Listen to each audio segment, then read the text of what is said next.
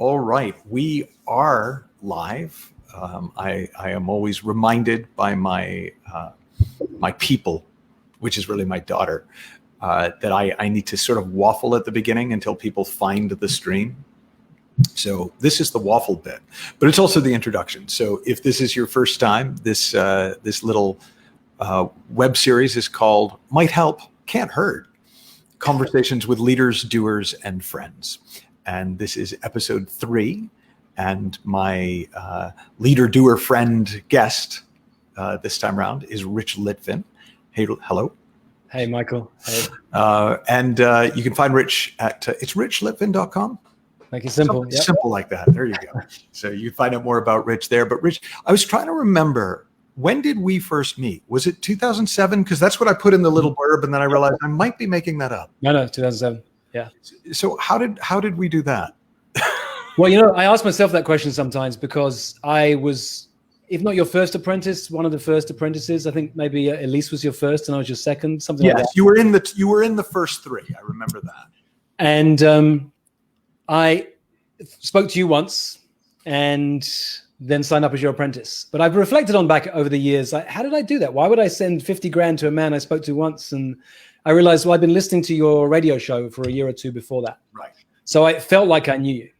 Yeah. And now it still feels like I know you. Yeah, well, it's still true. You knew me the first time. You still do. Yeah. No, but you've gone on to to do great things. I mean, you are sort of a I don't know what you call yourself, but I would call you like a leader's coach. And that was sort of where I thought it might be fun to jump in. Just, by the way, for anyone who's new to this, we just talk and you guys get to listen in, and we may, if you got any question, you can put it in and we may get to it. We may not. We're just chatting. Have fun. But essentially, how have you been, like, what is the role of a leader right now? Like, what is it to be a leader in an unprecedented time? Because this is, I think we can safely say, unprecedented. Yep. We weren't around when 100 years ago when we had Spanish flu. So pretty much, I'd say times of crisis are amplifiers. If you're a great leader, you step into leadership and you're an even greater leader in times of crisis. And if you're a crappy leader, it amplifies all of your weaknesses. Right. And that's what's happening right now. And we're seeing this in corporate. I've got lots of clients who are high level in corporate, and those leaders who micromanage are even more micromanagers right now. Right. And the leaders who are great leaders are stepping into leadership, and they're letting their people fly. And so if I wasn't already a great leader coming in, am I screwed? Like, am I just doomed to be amplified? All my crap be amplified, and or is there? Let me put it this way: unless you have some level of consciousness, there's a level of I wouldn't say screwedness, but I mean, I've always thought the biggest key for leadership, the biggest secret to leadership is self-awareness, and most leaders don't have much. So there's not much you can do to support a leader who's not willing to look on the inside. Right. But if you're a leader who has self-awareness and you can see, oh yeah, this is where I'm slipping into my old patterns, then you have choice in that moment. There's opportunities there for you. Right. Right. And how have you found it? Like, because you've got the kids at home. Like, how old are they now? I hate that 6 and 8. Yeah. Because you were there when my firstborn. Yeah, I remember. Because that must be a little bit different life, having everybody at home. Yeah. So I have 2 brothers. Andy, who you've spent time with, and brother Peter. Peter is a year younger than me. He's got kids who are 15 and 18. Andy's just had a little baby, by the way. You may not know that. Oh my God, I didn't know. Oh, congratulations. So, yeah, he's got a little baby called Fergus. His wife is Irish. And so we have this whole range of kids. And Peter's been sympathizing with both of us because, Andy's going through everything you go through when you have a newborn in the house. Yeah. I have a 6-year-old and an 8-year-old. I was a high school teacher. I taught in inner city London. I taught some of the most challenging kids out there. But they don't hold a candle to my kids, because teaching your own kids. I was in the war, damn it. It's still not enough. So it's been challenging. Today I had I'll make it real for you. I was giving Monique some space. I was homeschooling this morning.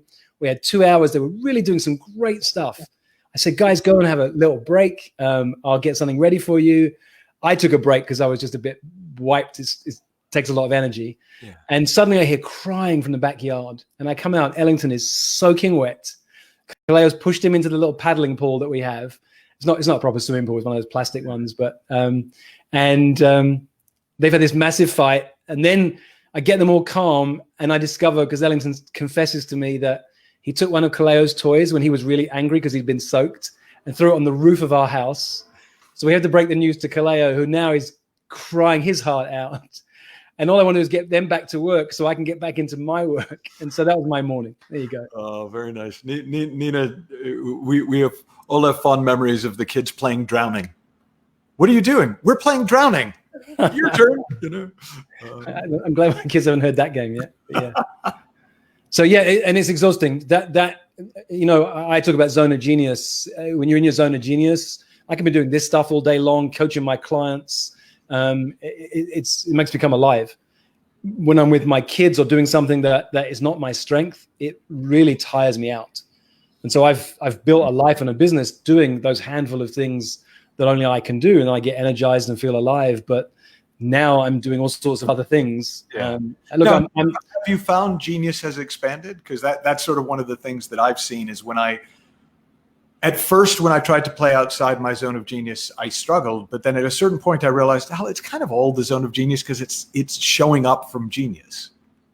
That's a nice distinction, actually. Yeah, I mean, if I'm in the early days of playing in new ways, but I can see already a few days into homeschooling, I'm getting new ways to play with it. I mean, until they had this disaster, we had 2 hours of two little kids working their heart. Ellington was, "Dad, my back is hurting so much because I'm enjoying the drawing," is what he said. It was a beautiful moment. So let me not call it my zone of genius. No, but one of my godkids he's a tennis player, and he's 12 now, just turned 12, and he's working out because they're training him for the U.S. Olympic team. I mean, he's not there yet, but like he's on the early radar. And he said, "Dad, I worked out. I worked out so hard. My arms are so tired. I can barely walk." Nice. Yeah, I thought that was pretty good. So what are you finding your clients are struggling with most, and what are they like thriving on? Because it's got to be a bit of both. Well, it is actually. I didn't know you were going to answer the second question, so my answer was going to be actually some of them are struggling with guilt because they're thriving and their businesses are thriving. So that's been really interesting to see people who are actually in a place where they're doing really well. I've got clients of clients. So some of my clients, one of the things I've been doing the last 3 or 4 weeks is serving 2 layers deep.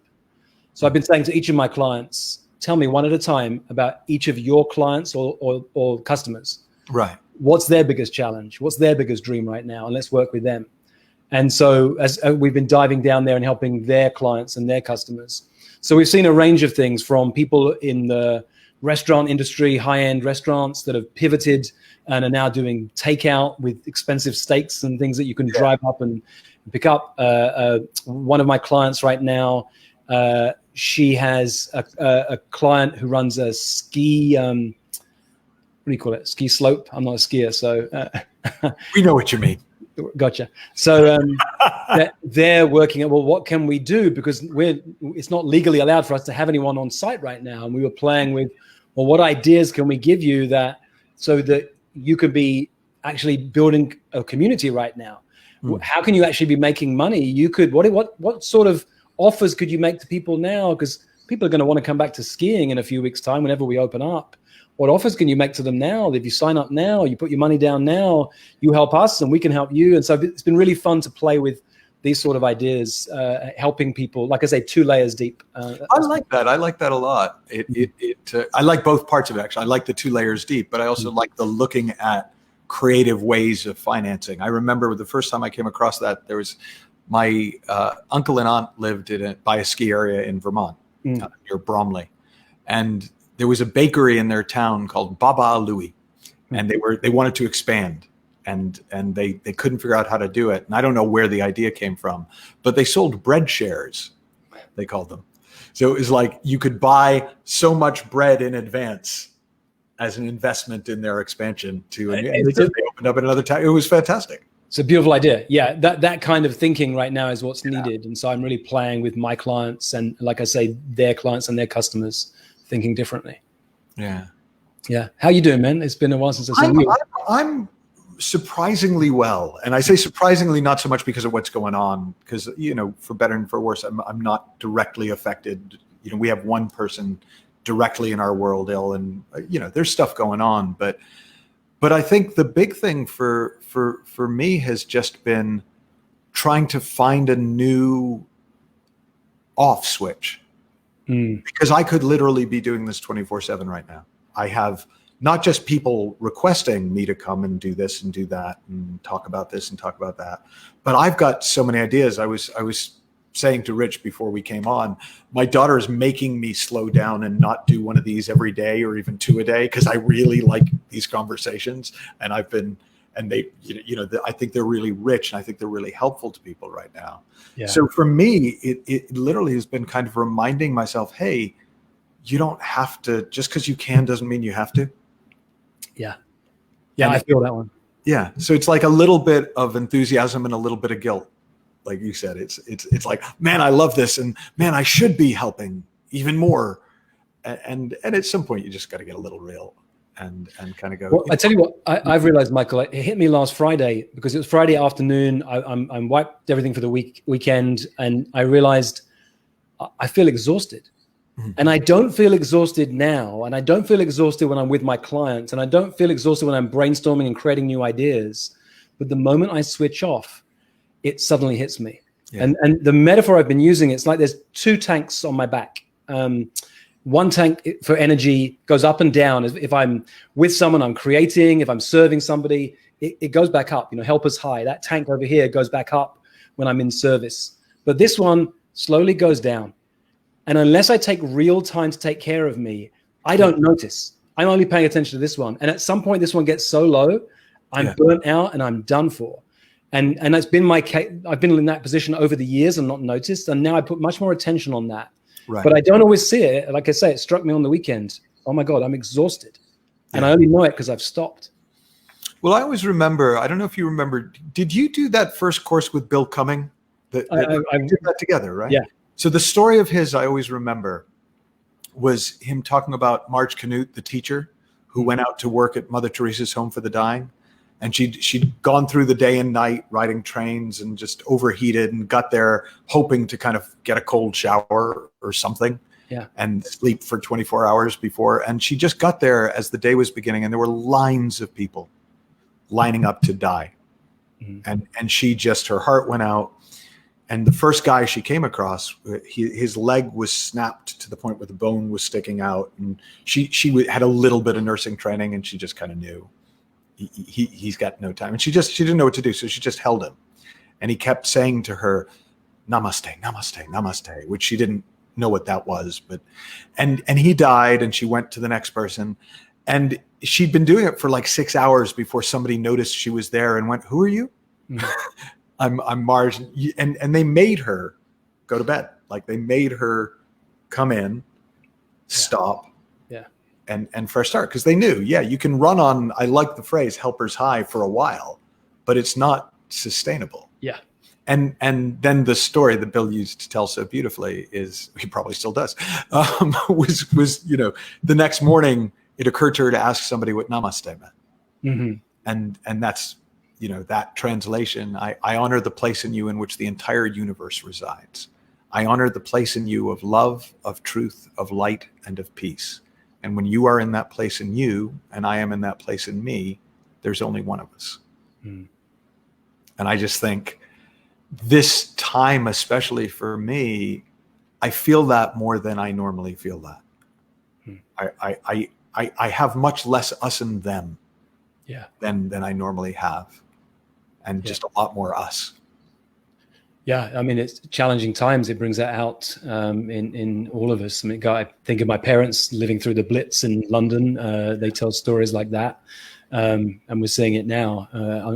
It's sad that it takes disaster and struggle to have us feel that connected. Yeah. But there's truth in that. We forget that. We get complacent. Life gets fun and easy, and then we're not interested in helping others. Oh, I remember. And it is interesting how it often takes something, and I think it's just anything dramatic enough to interrupt our habits. Yeah.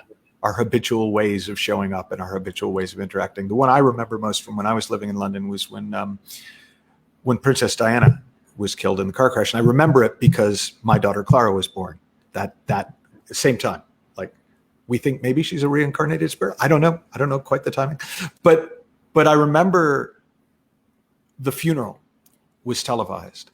And after the funeral, we all watched it in our house, and we went out into the street to just get some air. There were hundreds of people pouring out of their homes into the street. It was like a street party. And there was just such a sweet feeling of connection. And I think that, I always think, well, that's how actually this could be if we weren't so habituated to the ways that we interact. That's one of the gifts of this. Again, I said last time I did one of these, it's not a gift because I wouldn't give it to my kids, but there are gifts in it. Yeah. Do you remember the book Stumbling on Happiness? Yeah. It's a beautiful book about these moments in life where you wouldn't wish them on anybody, but most people who've been through real struggle, everything from divorce to losing a loved one to health crises, when they look back, they find meaning in that, and they use that to create the next part of their life. And so, we'll be at a choice point where we get to choose how we show up now, and then what meaning we make of this into our future, and the lessons. I think the biggest gift I can give my kids is not whether or not I do the homeschooling. Frankly, I could care less whether I'm actually what I'm teaching them right now. It's how I'm showing up, who I'm being, that I know they're watching. In every moment, they're watching, and which is a bit of pressure sometimes. But no, I remember when my dad died, and he died shortly before Nina got pregnant with Oliver. So like it was. Hey, Michael, sorry to interrupt. Your hand is knocking the microphone, just so you know, a couple of times, or the table or something. I get excited. Yeah, I can feel it. So I remember when Nina was pregnant thinking, oh God, I'm going to have to teach this kid. What did I learn from my dad? And I remembered realizing that I couldn't remember a single thing my dad taught me, but I absolutely knew that most of how I showed up in the world was a result of just watching him, because he was really good at showing up. He was really good with people. He was really kind. He was good at business. And I thought, oh, okay. So all I have to do is become a behavioral example of everything I want my kids to be. I've got 9 months, go. And fortunately, I didn't really only have 9 months. Yeah. But it feels like that sometimes. Now, do you find that same thing is a fact, that is obvious in parenting is true of leadership at all levels? That modeling effect? That's a great example. I had to do the leap then, but no, it's exactly the same thing. Leadership is about, are you walking your talk, or are you talking your walk? I come from a background of education, and I taught in inner city London, where we had kids who came from some of the poorest communities in the UK, who went off to Oxford and Cambridge, and others who had parents who were incredibly wealthy and successful and ended up living on the streets. So it's who you be when you show up as a leader that really counts, just as it does in parenting. And that goes back to where we started earlier, this conversation around challenging times are an amplifier for leaders. Yeah. So all the work you've done on yourself until now is what's going to have you show up, and how you're going to show up. So what if somebody, what's your, like you must occasionally at least get a client who's just in total overwhelm. Like there's one guy I was working with who his business, and it's a huge business. He's got something like 40 companies under his group, but they're all restaurants, bars, and music venues. Yeah. And it was just utter panic at first. Do you have a sort of a take on best practices for panic? Well, I make it real. So I had got on a call with somebody the other day, and I said, "How are you doing?" It's my favorite question right now, because it allows people just for a moment to share, to get it all out. And it's easy as a coach to say, "Okay, let's move on from that." But actually, I give people a lot more time to answer that question these days. And he talked a lot about his elderly mother, who's really worried about, and what's going on in his life. And he just had so much going on up here. I gave him some space, and he dropped down. The thoughts drifted away, and he dropped down a little bit into his body. And I said, well, what should we do today? What should we talk about? And he started talking about his business, and he runs, not as many as your guy, he runs a number of businesses, all sorts of successes he's had in the past. And we just started playing. I said, well, just tell me about one of them. Tell me about one of the challenges you have right now. And we put two people's attention on one challenge. And then he started to see some possibility. And he relaxed and said, oh, that was fantastic. Can we look at another business? Said, sure, let's play. And in that moment, once I'd given him space to get present, because I think that's the challenge, of course. I mean, it's always the challenge, right?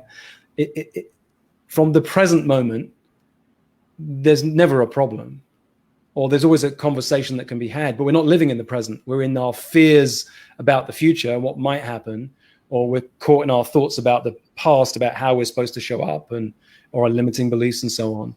So bringing someone back into a conversation like this, we both get present, and from there we can do what needs to be done, or ideas pop that couldn't have been seen a moment before. Yeah, no, I definitely that coming present it's a game changer. Yeah, it's just funny because it's such a cliche, but yet it's a cliche because there's a lot of truth in it. Yeah, we're pretty amazing in the present. We got a question from Razmik. Michael, Rich, what do you guys think of the future of coaching as a field? What would be the most demanded skills within coaching, and what would be the best way to promote it as a field, especially in environments where people are not so used to it? Let's stick to the first bit. Yeah. What do you guys think of the future of coaching as a field? What do us guys think of? What do you think of the future of coaching? Do you have a sense of where the field is heading, for better and for worse? I don't think anything has changed. I think great leaders have always sought support in different ways, and they will continue to do so. I think coaching was looked at with a bit of either tentativeness or actually even given a bad rap in the corporate world, but even that's shifted in the last few years. Did you read $1 Trillion Coach? Yeah. Yeah. And so there's a reputation now. Most high-level executives either have had a coach, have one now, or are ready to at some point. It's seen as a place for how one of the ways that leaders grow. Actually, sorry to interrupt, but I had a client who basically, I realized partway through our engagement, hired me like one of those little dogs that Paris Hilton used to carry around, because as an accessory, because it was like, and this is my coach, and this is my puppy, and this is my. And it was like, that's hopefully not the whole future of coaching. I can build a nice little brand around that. So I think that nothing has shifted. If anything, there'll be some people, even right now. So I hired a new coach 4 weeks ago, and I've been saying this to a lot of coaches I meet. Are you walking your talk right now? If you're in fear mode and wondering where your next client's going to come from, do you have a coach right now? Do you have support? I realized that I haven't had a coach for a few years one-on-one. I've been in a business mastermind, lots of support. I never stopped having support. Yeah. But I needed my own coach. I needed a moment where I could just look someone in the eyes and say, and we have 30-minute calls, and about 15 minutes in, all he's done is let me speak, and I've resolved most of the questions myself. Yeah. And then we're usually done in less than 30 minutes. Yeah. No, when I think, if I was going to just play with the question, I think right now it seems to me coaching is slightly in that place where there's a definite burgeoning coaching field. And then there's a whole bunch of other fields that now call themselves coaches because that's how they perceive. If I call myself a coach, I can make more money than if I call myself a therapist or a consultant or this or that. And so I would see that boom busting. Yeah. And then the genuine coaches will carry on as if nothing happened and continue to support people. But the field itself might change a bit. Well, I think back when Steve and I wrote The Prosperous Coach, there's a line in there. We did a bit of research and we said that 80% of coaches make $20,000 a year or less. Yeah. And that book was written in 2000 and about 7 or 8 years ago. Rich and I are both 8 years old. No attention to the gray, really. Exactly. And I would say now, I'd say 90% of coaches make 10 grand a year or less. Most coaches, it's not a profession for them. They don't know how to, they have these amazing skills that they get. They don't know how to turn it into being a professional coach. Yeah. And so that's always been the way. I'm sure it's similar in other fields. So if you are a great coach, if you can really be in service of people in a powerful way and have an impact, you don't need to worry about the future of the profession. Just serve the people in front of you. I mean, that's the only answer I'd have to that. Those big questions, I think we can get overwhelmed with. If you're serving people and they're getting value, they're going to call you back, or I'm going to tell their friends about you. And do you know, it's funny because I'm realizing that what you just said is actually the answer to another question I've been sitting with, which is, you know, what would be helpful to somebody who was an employee who is now not an employee? And besides all the great stuff about don't panic, be present as best you can, trust that things will come, there's also that opportunity for service. I have a friend, and his business died, literally quarantine, end of business. Yeah. And he panicked until somebody said to him, you know, I think scaring the shit out of yourself before working on your business plan is probably a lousy idea. And he was like, yeah, that makes sense. So he kind of took a fresh look and he went, now, I'm not saying this is what everyone should do, of course, but this was how his wisdom genius processed it. Was, well, the two things people really need right now and are going to need throughout this are they're going to need support and they're going to need to eat. So he, even though he has no background in this, no experience in this at all, just started looking into what it would take to deliver fresh fruit and veg to people.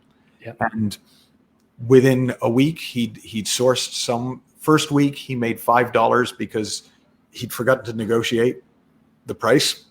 So it turned out he went there and everything he'd made was spent on the stuff. But then he learned from that. Next time he got more suppliers, found out from the people he was serving, they really liked organic and would pay a premium for it. So he started sourcing organic.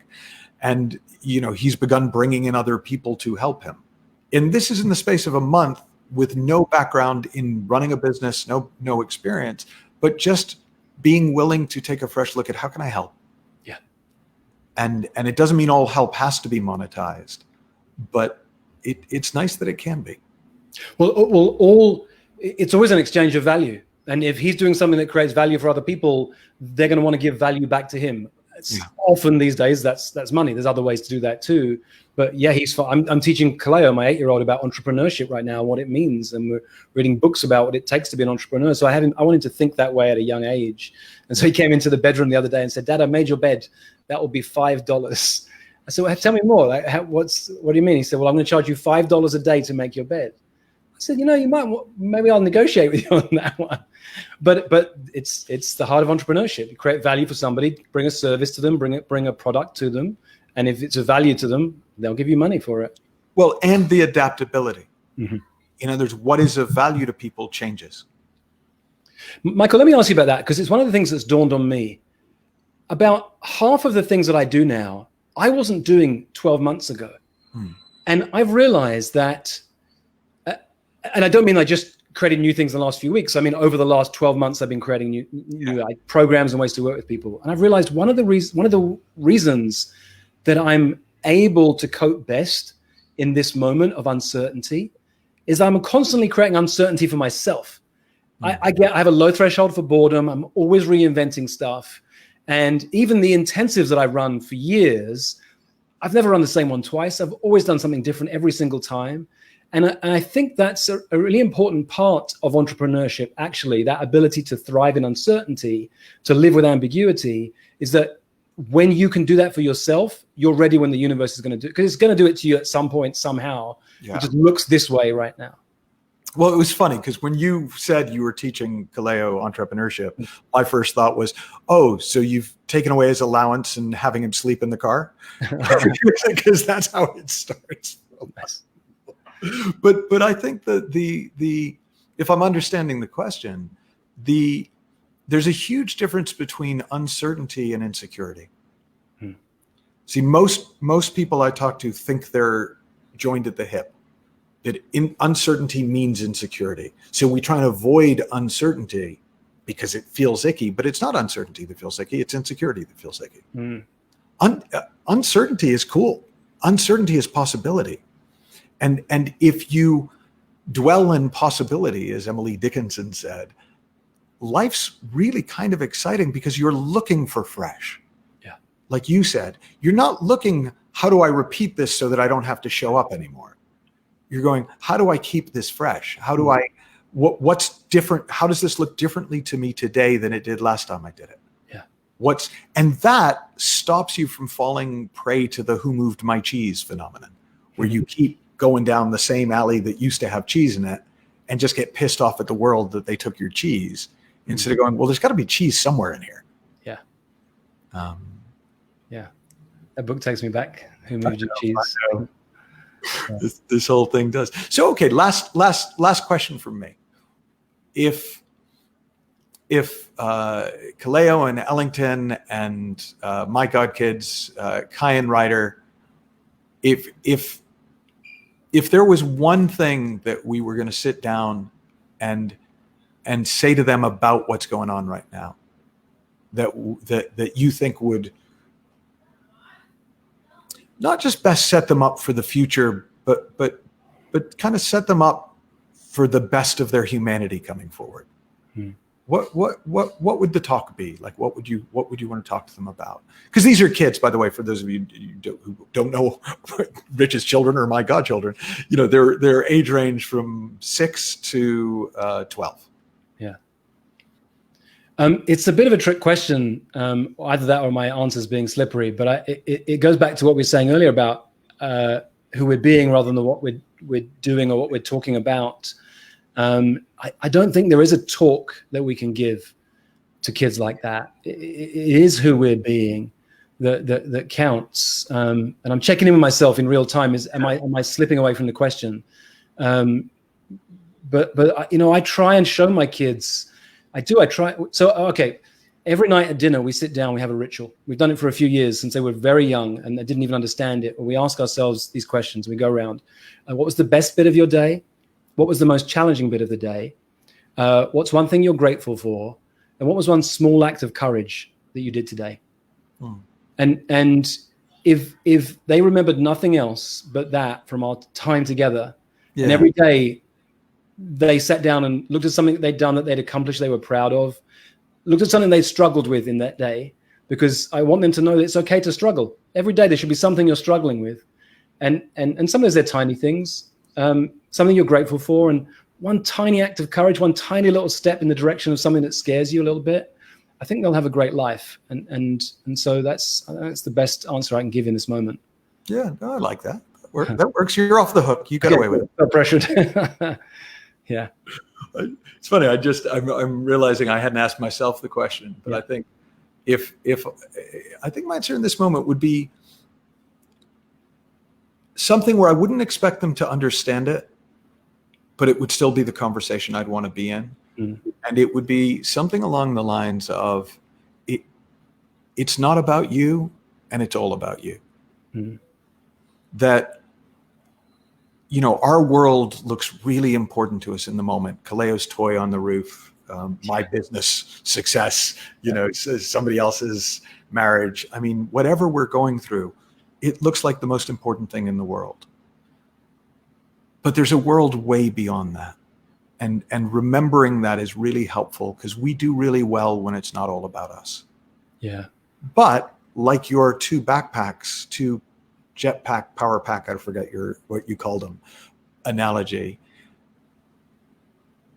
how you show up, your self-care, your ability to look after yourself and show up at your best as much of the time as you can makes all the difference in the world too. Yeah.